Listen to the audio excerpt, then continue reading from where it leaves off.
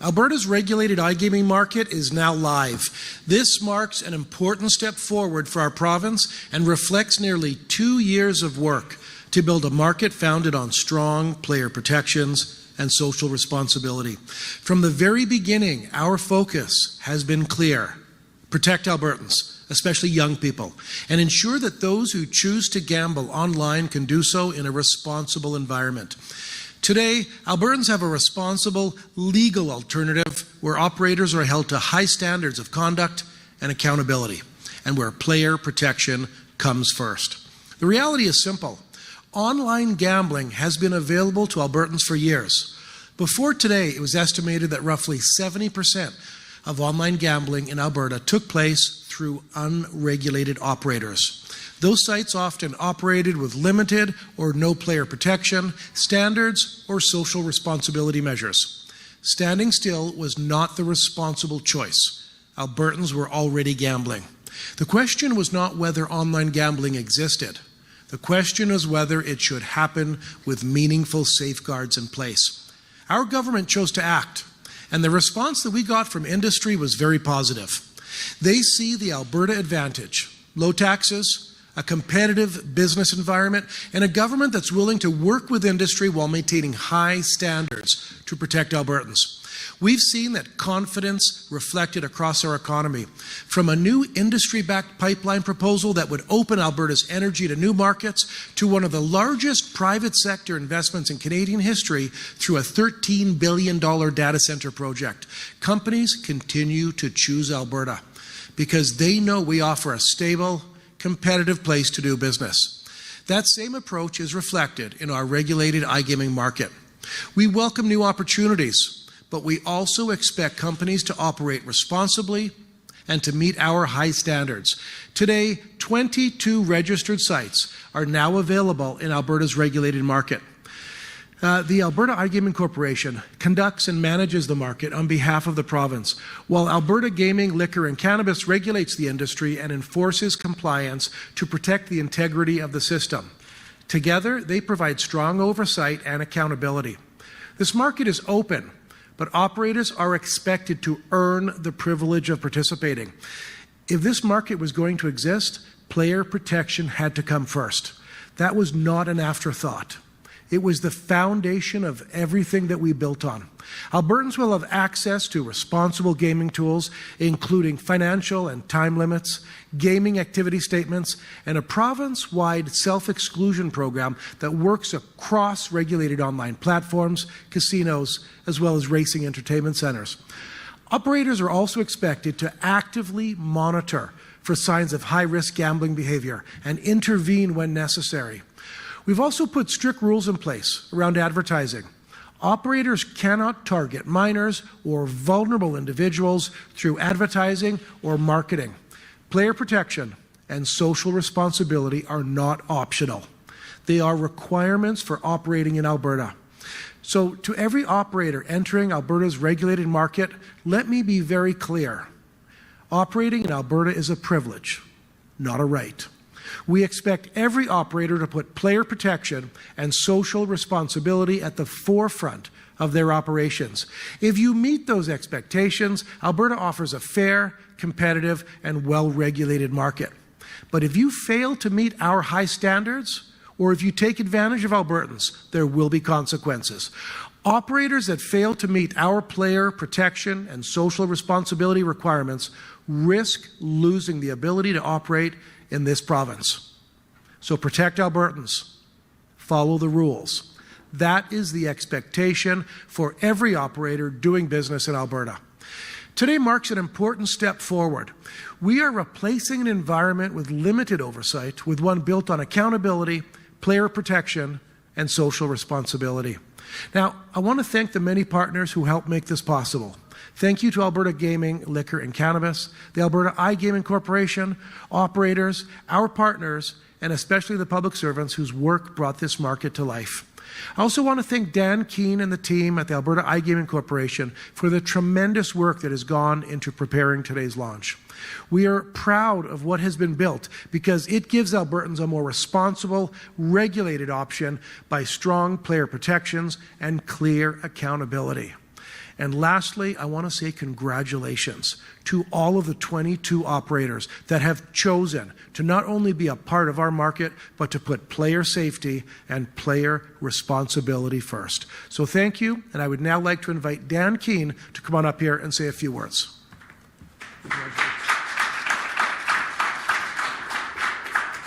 Good morning, and thank you, Minister Nally. I'm honored to be here today on behalf of the Alberta iGaming Corporation, the AIGC.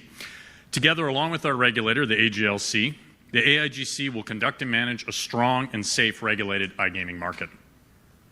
As Minister mentioned yesterday, approximately 70% of online gambling activity in Alberta was happening on unregulated offshore platforms. Player protection was inconsistent, social responsibility was often an afterthought, and revenues flowed out of our province. Today, all that changes. Albertans have access to a regulated, accountable online gambling environment that puts player health and safety first. Albertans deserve a regulated iGaming market that plays by the rules and maintains the highest standards of integrity and security. Our role at AIGC is to uphold these standards. Our focus is on the well-being of Albertans through social responsibility, privacy, and protection, and we'll ensure every operator in Alberta follows the rules. I want to be clear, regulation is protection. Responsible gambling is a pillar of the regulated market, with player safety written directly into our operator agreements.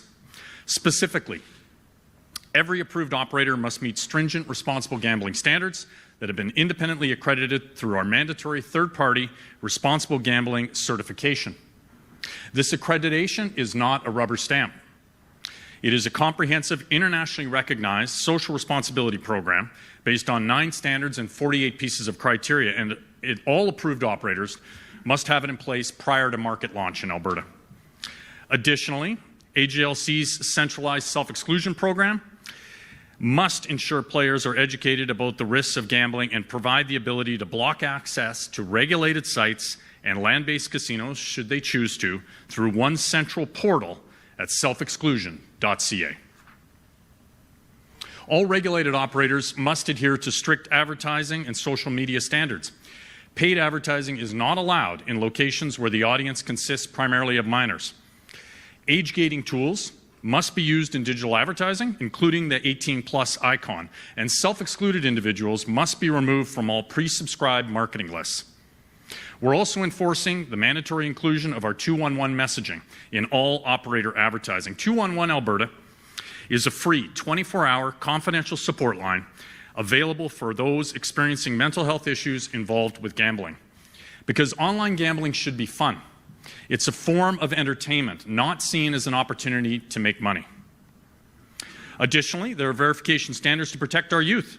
All Alberta players must undergo strict identity and age verification process before entering a registered site.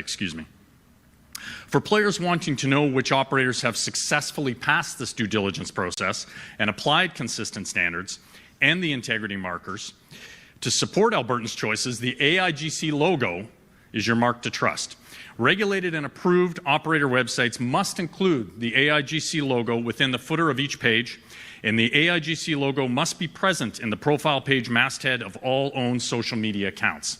So Albertans, be sure to look for the AIGC logo for a site that has passed our integrity measures. Choosing an approved operator is also choosing to build Alberta. As Minister mentioned, under the unregulated model, iGaming money left the province entirely. Now, a portion of revenues from approved online gambling sites will be reinvested into Alberta's General Revenue Fund to support programs and services that Albertans rely on every day. 3% of total gross gaming revenue is reinvested directly, 2% to First Nations and 1% into social responsibility initiatives, which includes research on gambling, supporting mental health and treatment programs. So this is just the beginning. We will continue to support our operator base, strengthen our compliance, develop our social responsibility programming, and improve player protection tools. And this will only be possible through continued collaboration, confidence, and strong participation with the regulatory playing field that's been established. I'm grateful to Minister Nally for his leadership, to AGLC for their partnership, to our board, to our AIGC staff, and to operators who came ready to meet our standards. We built this market the right way. Now we must continue to innovate alongside it, all the while putting Albertans first. The Alberta iGaming Corporation is for integrity, for fun, and for Alberta. Thank you.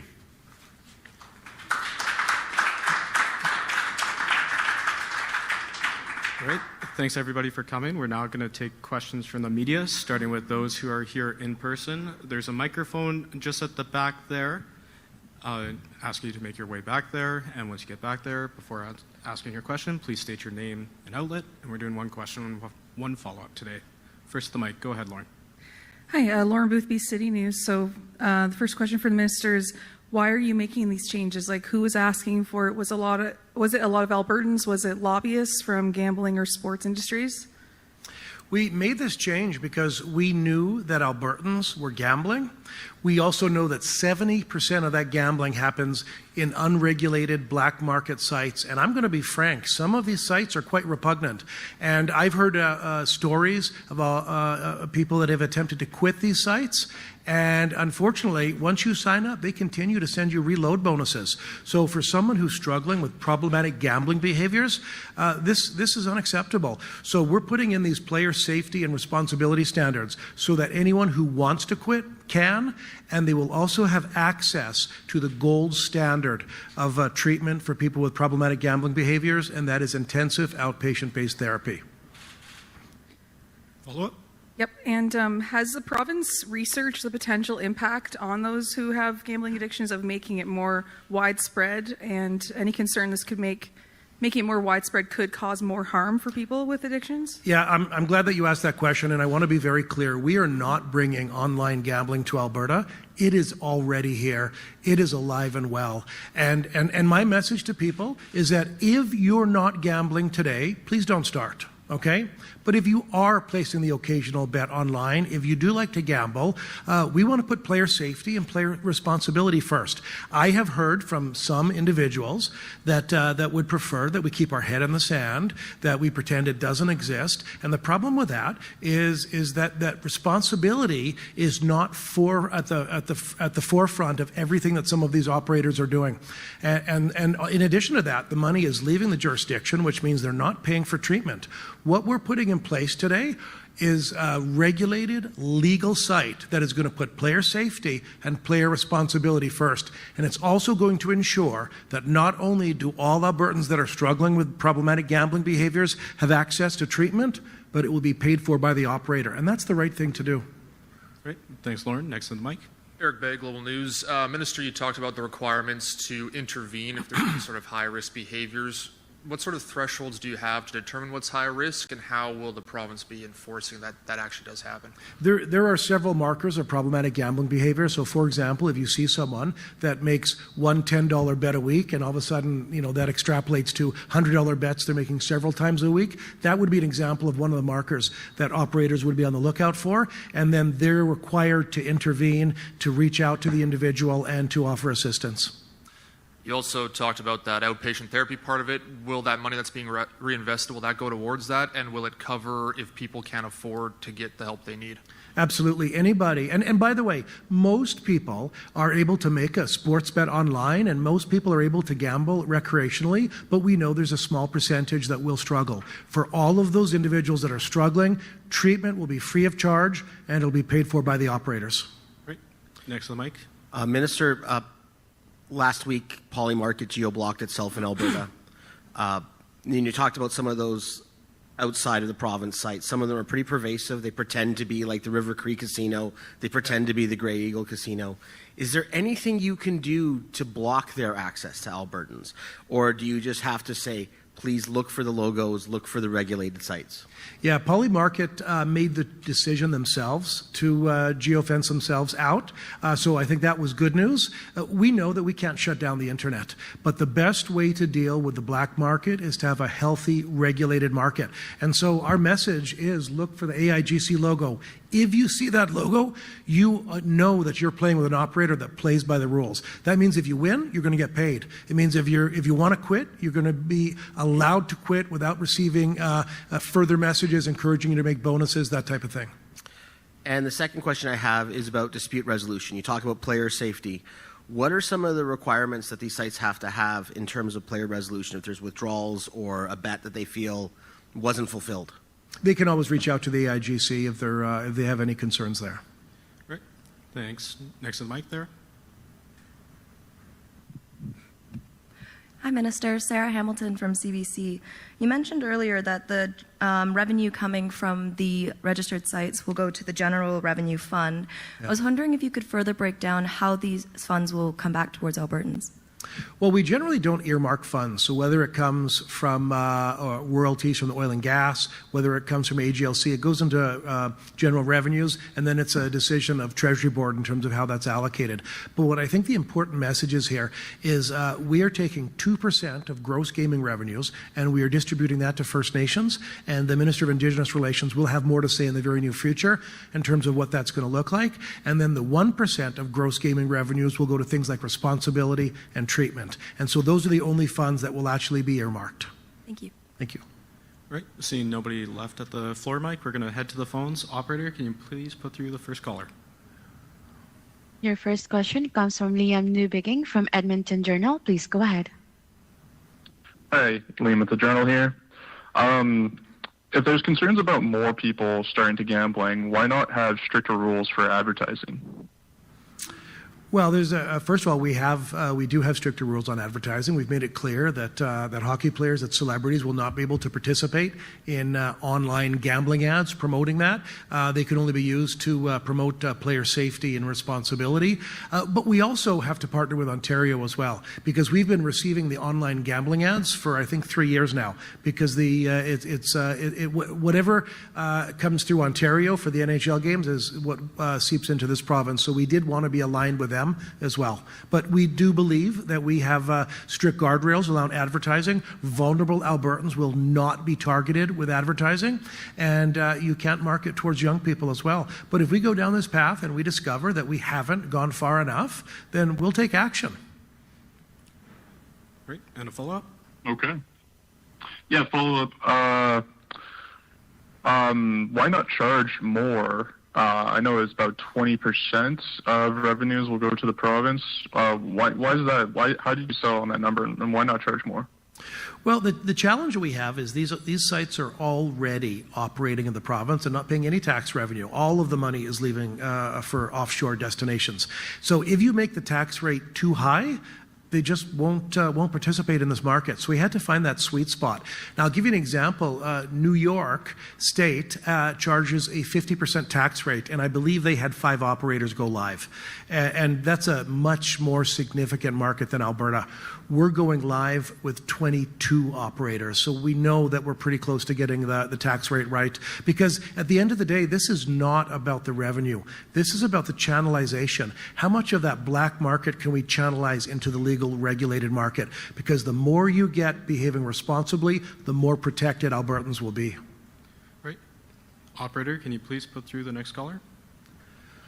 Your next question comes from Moses Woldu from CTV Calgary. Please go ahead. Good morning, gentlemen. Moses Woldu here with CTV Calgary. I just wanted to ask either one of you can answer this. What lessons did you learn from Ontario in their rollout, and how did that really influence the rules and the safeguards that have been put in place today here in Alberta? Yeah, I'm glad that you asked that question, and I'd like to give Ontario a shout out because they were leaders in this space, and a lot of what they did was a roadmap for us. But it was an opportunity to do some lessons learned, and one of them was they did not go live with system-wide self-exclusion.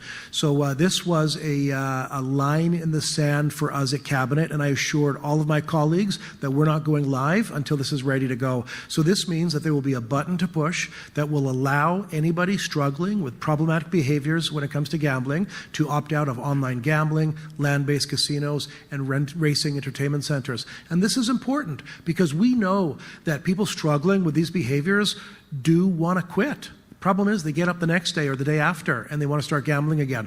Once you've hit that button, once you've opted out, you will not be able to retract that. Great. And your follow-up? Just about the self-exclusion program, how does that work, considering now it's not just a brick-and-mortar place, it's online, so it's everywhere, and the access is quite easy, and might be a higher risk for those who are trying to, or who are battling with this type of addiction. So are there certain guardrails that you have once you say, for example, sign out or press a button to say I don't want to gamble anymore. What type of process is there? Is there a 3-week reprieve? What elements are in place in that sense? Well, opting out of one online casino means you'll be opting out of all of the online casinos so that you won't be able to go to any of them once you've opted out. And you'll also have the option of excluding yourself from land-based casinos as well. And so it'll be, as well as racing entertainment centers. And so we have security staff that are on the lookout for people that have opted out. Right. Operator, can you please put through the next caller? Your next question comes from the line of Don Bate from Calgary Herald. Please go ahead. Hi, Minister, what's the bonanza here? You've talked about 2%, 1% going here and there, but how much revenue, all told, a year are you expecting to get from these agreements? Are we talking many millions? What's the total? We're forecasting for the first full year of online gambling that the government will generate $76 million. But again, I want to be clear, this has never been about the revenue for us. This has always been about how do we make online gambling a little safer? How do we make online gambling a little more responsible? That has always been on the forefront and is the most important piece. But to answer your question, $76 million. How much, what happens with Play Alberta? I mean, Play Alberta has been offering all this stuff for ages. Now, it was in a much lower profile way. Of course, it does some advertising. I've seen some TV ads for Play Alberta. So what happens to Play Alberta? Does it sort of fade out of the scene, or are you actually just one of the competitors with all these other ones now? Play Alberta will compete with the rest of the market. We will now have an open and free market so that government will not be competing against, actually, the way we had it structured before is only government could participate in that space. And they did a great job, but they were only able to capture 30% of that channelization. And so they will now be competing with the private sector for as much of that channelization as they can. We're now just going to take one more question from the floor, and then we're going to wrap it up there. So at the mic there, please go ahead. Sean McLean with CTV Edmonton. The government website says strict rules for advertising, marketing, and promotions to ensure operators are not targeting minors, high-risk, and vulnerable individuals. But we're already seeing tons of gambling ads on almost every sports broadcast and all over online. How is your advertising going to be any different, and how will we see a reduction or an increase in advertising? I don't. At the end of the day, well, I guess we'll have to see. But here's what I can say: the online gambling ads in Alberta didn't start today. We've already been getting them from Ontario. So I think if we see an increase, I think it will be fairly minimal. I don't anticipate that we'll see less all of a sudden. I mean, I think we can all agree that might not be a bad thing if we saw less. I don't think that's going to happen. But I'm not expecting a significant increase because we've already been seeing those ads. Great. And your follow-up? Shifting topics real quick. Can you respond to some of the frustrations people are experiencing with the license renewals? We've spoken to people both in the registry offices and the people having to go and find old birth certificates, old marriage licenses, like things that they maybe can't get their hands on. Can you kind of respond to those frustrations? Yeah, I mean, first, I just reiterate that, to bring in the proper documentation, obviously, will make the process as seamless as possible.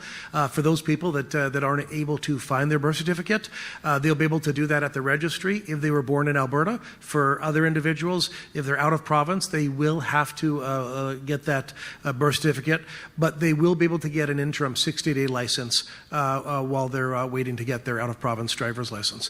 And look, this is a new process. In addition to being a new process, there's an extra step to get your healthcare card number put on the back. So we're seeing that it takes about 5 or 6 extra minutes to do that once you've got all the proper documents. But it is a new process. So we're asking Albertans, please be patient with the registrations. They are fully trained, but this is a new process, and it's probably going to take them a little bit longer than normal to get through this as we work through this learning curve. Great. Thanks, everybody. That's all the time we have for today.